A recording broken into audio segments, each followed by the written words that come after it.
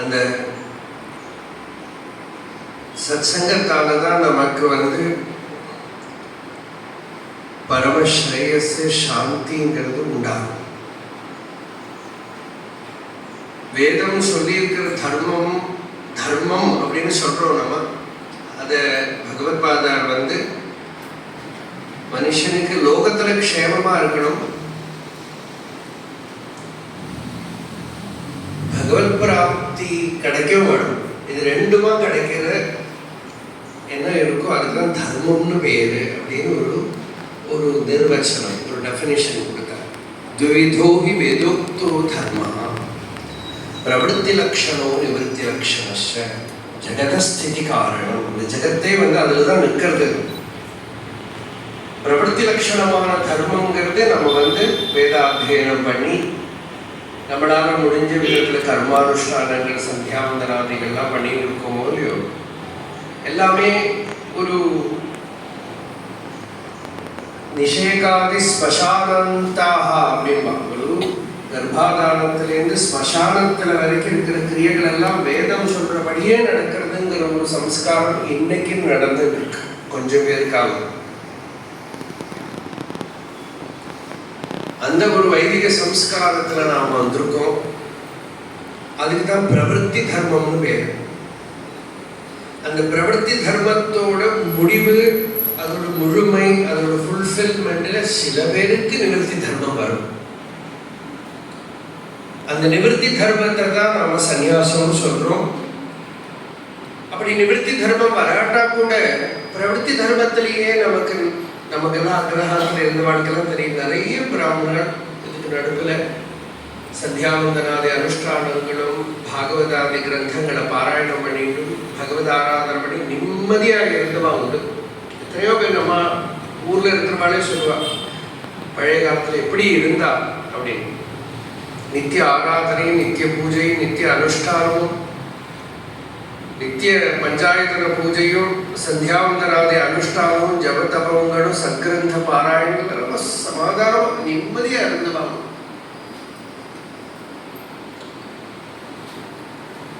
அந்த ஒரு காலமெல்லாம் போயிடுத்து. ஆனா இதுக்கு நடுவிலையும் கொஞ்சம் பேர் இப்பவும் இருக்கா, இல்லைன்னு சொல்ல முடியாது, இருந்துட்டு தான் இருக்கு. கொஞ்சம் பேர் இருக்கா. அந்த ஒரு சம்ஸ்காரத்தோட தொடர்பா நாம வந்திருக்கோம்.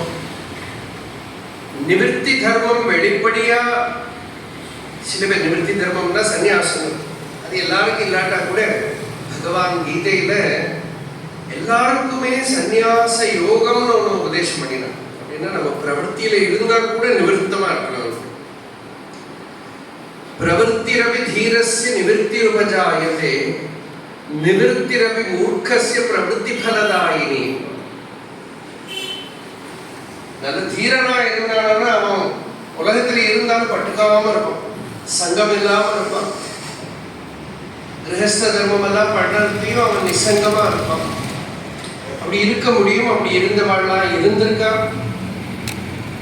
எல்லாம் பண்ணிட்டும் நல்ல தபஸோட தபோனிஷ்டையோட இருந்தவா எத்தனையோ பேர் இருந்திருக்கா. இது எல்லாராலையும் முடியும்ங்கிறது நம்ம பெரியவாள்லாம் காட்டியிருக்கா.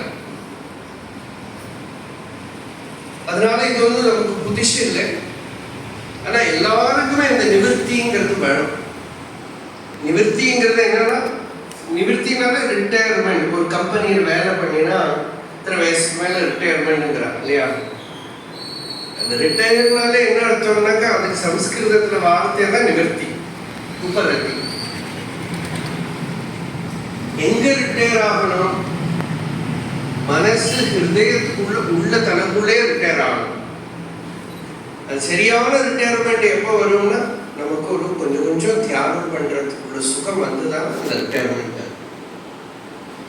அந்த தியானம் பண்றதுக்கு இருக்கிற ஒரு சம்ஸ்காரத்தை நமக்கு வரணுங்கிறதுக்காகவே நம்ம பெரியவாள்லாம் திரிகாலத்துல சந்தியாவந்தனம் பண்ணணும் அப்படின்னு வச்சிருக்காங்க.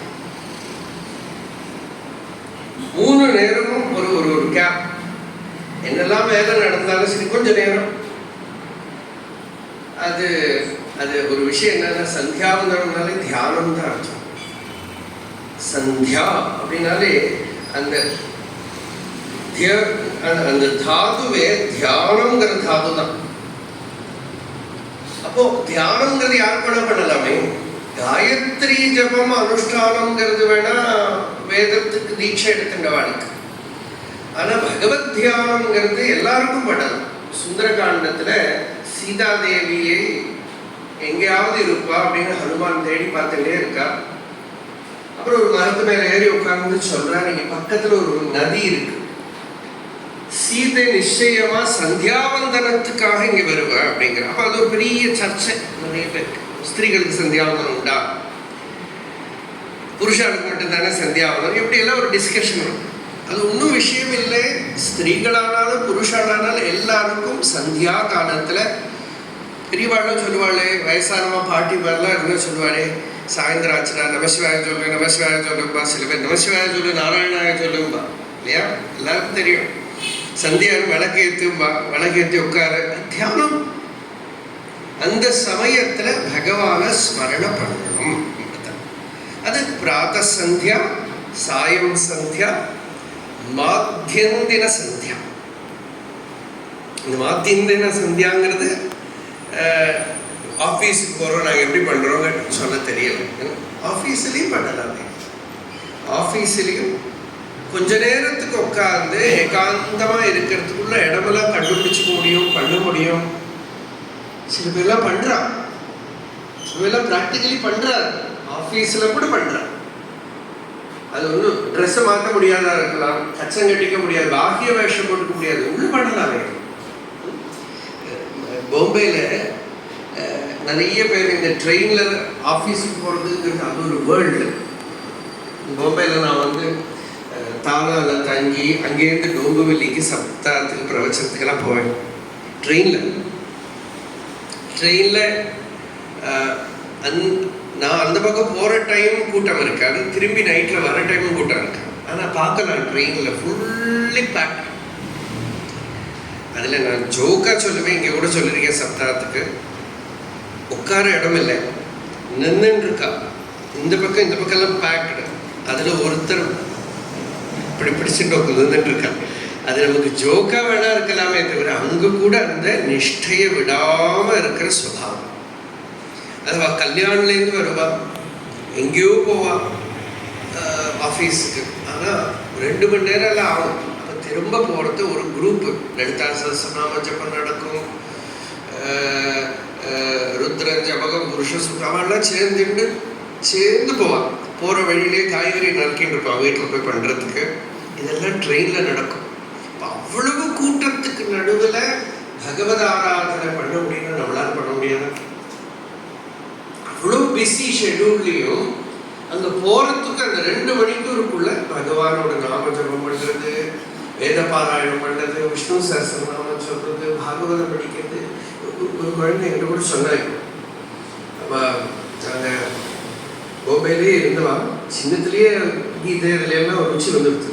ட்ரெயினில் போகிறது தான் படிக்கிறது, ட்ரெயினில் போகிறது தான் இந்த பிரவச்சனம் எல்லாம் கேட்கறது. அதே மாதிரி பண்ணுறாங்க, இப்போ கூட பண்ணுறாங்க. காதில் இந்த சிரவணமெல்லாம் அந்த டைம். இப்போ அது ஒரு அனுகிரகம்னு சொல்லணும்.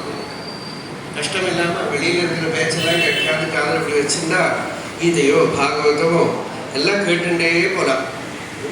இதெல்லாம் பண்ண முடியும். நிறைய விஷயங்கள் மாடர்ன் டெக்னாலஜியில் கெடுதல் இருக்கானாலும் நல்லதும் பண்ணிக்க முடியும். இந்த ஸ்வயம்பாகம் ரொம்ப ஈஸி. இன்னைக்கு ஒரு இடத்துல போனால் அடுத்த தேடணும், அதை தேடணும், யாராக. இப்போ ஒரு குக்கர் எடுத்துகிட்டு போய் இந்த பிளக்கில் குத்திட்டாரா அதையெல்லாம் பண்ணிக்கும். யார்கிட்டையும் கேட்க வேண்டாம், ஒன்றுமே பண்ண வேண்டாம். ஸ்வயம்பாகம் பண்ணி சாப்பிட்றதுக்கு காஞ்சி மகாபரிவா ரொம்ப பெரிய இம்பார்ட்டன்ஸ் கொடுத்துட்டு இருந்தார். ஸ்வயம்பாகம், ஏகாந்த வாசம், வேதாந்த சிரவணம், 3 யாருக்கு கிடைச்சதோ பாக்கியம் பண்ணியிருக்காங்க. யார்கிட்ட இருந்து வாங்கி சாப்பிடாம தானே பண்ணி சாப்பிடணும்.